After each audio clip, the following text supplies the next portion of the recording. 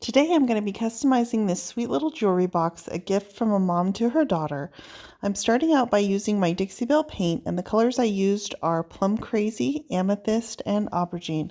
I blended a coat on this little box, and now I'm going to use my Hocus Pocus transfers to add some decorative elements to my paint finish. I'm using the Marvelous Gardens transfer by Hocus Pocus.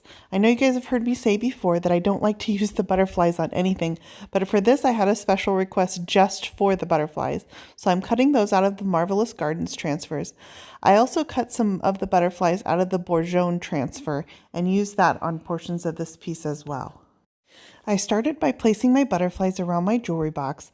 This was a pretty tricky application because some of these drawers have a lot of curves to them.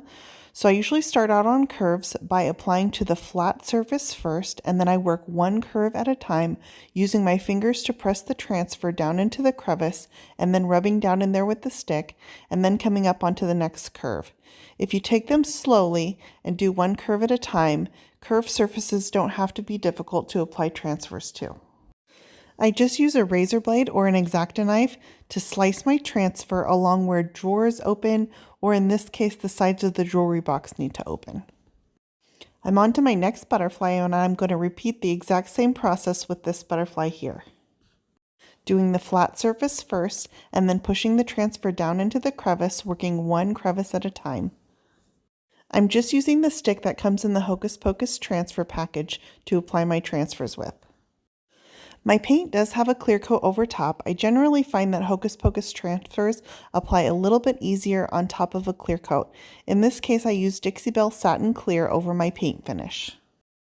Now I'm moving up to the top, and I'm just going to apply a little cluster of butterflies to this top corner. I also plan to cut a custom stencil using my silhouette and stencil my customer's name onto the top of this jewelry box using gilding wax. With all of my butterflies randomly placed and fluttering around my jewelry box, I did take part of the Bourgeon transfer, also by Hocus Pocus, and I applied that onto the sides of this jewelry box. As always, links for everything I used in this video will be included in the description. You can always find more Brushed by Brandy on Facebook, Instagram, Pinterest, and YouTube.